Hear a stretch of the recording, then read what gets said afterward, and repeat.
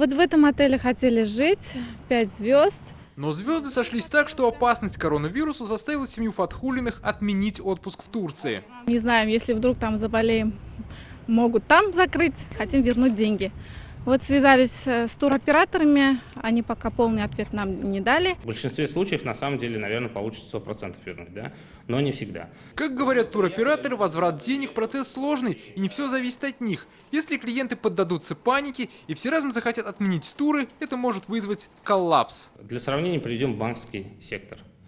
Вот если сейчас в любой банк, в любой, придут все вкладчики и скажут: верните нам деньги, банки этого сделать не смогут. Вот то же самое приблизительно в туротрасли. Даже при всем своем желании захочет вернуть все денежные средства, ну, как минимум, он должен дождаться возврата денежных средств от своих поставщиков, от своих партнеров. Да?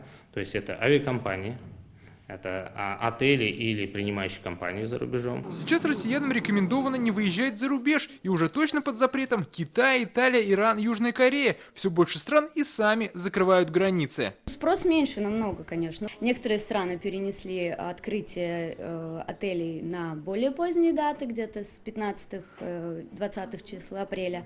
Дело станет худо, если ситуация продлится еще несколько месяцев.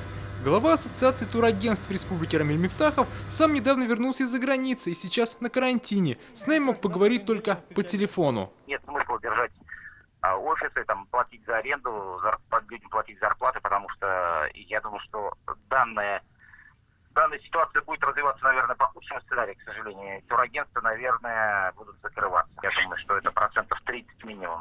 По поводу коронавируса уже появился мем, который характеризует ситуацию в экономике. Кто в плюсе, кто в большом в плюсе, а в минусе, как мы видим, как раз-таки туроператоры.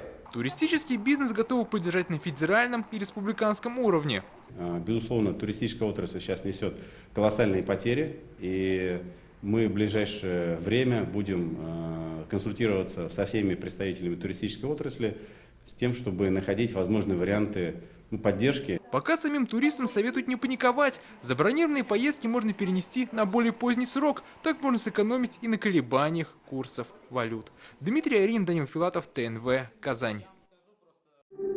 Yoz yaxshi xabarlar olib kela. Yangi asr kanalida dunyo ko'rgan Jili izleyjonlar filmin qobat qarorga tilaysizmi? Ko'p sonli tomoshachilar so'rovi bo'yicha filmning barliq seriyalarini hozir tnv.ru saytida ko'rarga bo'ladi.